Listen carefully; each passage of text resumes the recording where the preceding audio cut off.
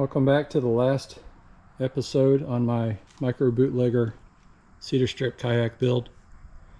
It's been over a year since I started this journey.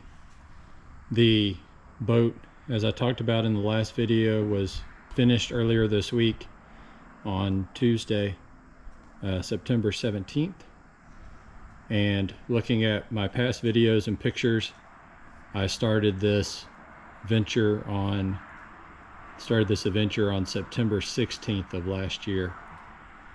It's been a long process.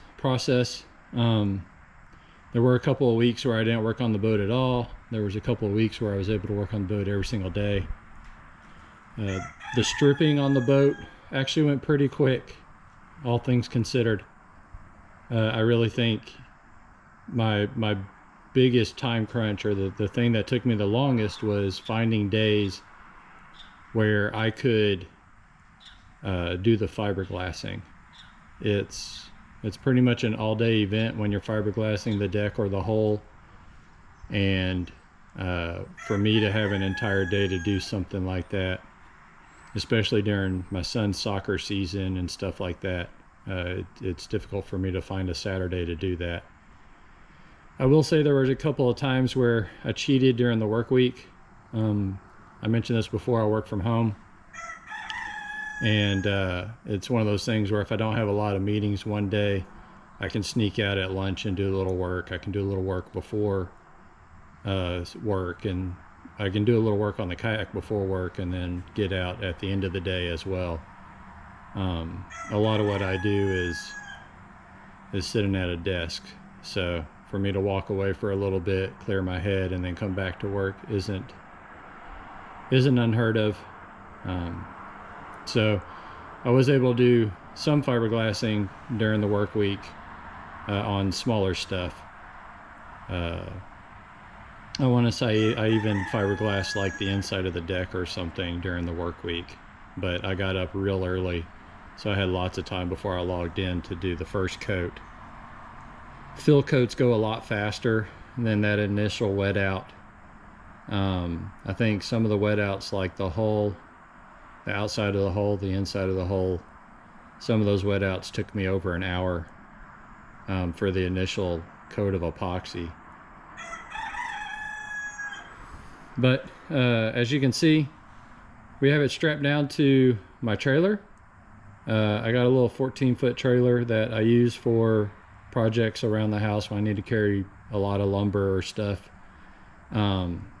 I do have a lumber rack for my truck. You can kind of see it amongst the go-karts over there. The plan is to eventually carry the kayak on the lumber rack, but I sat it up there and I didn't like the way it sits right now, or the bars it's resting on and how it's resting. There's not really a good way to get any padding underneath the kayak.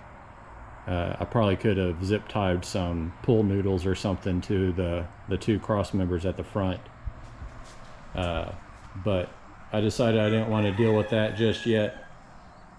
I picked up some U-bolts. My plan is to come in here and make new crossbars, one a little bit farther back and then one up here at the front, that I can put some padding on, and then I'll be able to strap the kayak down to the rails and have it sit in the middle of the lumber rack.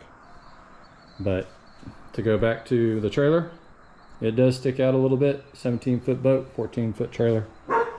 So I got one of my son's socks back here as a little flag, and then here it is in the morning sunlight. I'm not going to drive with the seats in it. Those are in the bed of the truck. They just clip in, so I'll clip them in when we get there. But wife and I took today off. It's my birthday, so she's like, what do you want to do for your birthday? And I said, well, the kayak's done, let's take it out. And she just kind of looked at me and said, okay. So she's off taking the kids to school right now. When she gets back, we'll finish loading up the truck and then head out to the lake. I'm gonna try to get some shots of it sitting in the water and then yeah, we'll go from there.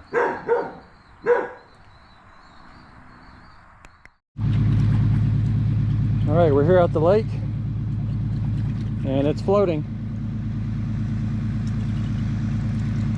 I don't have any decent way of taking video while we're out on the water, so this is the best you're going to get. Thanks for following me along on this journey. I hope you enjoyed it.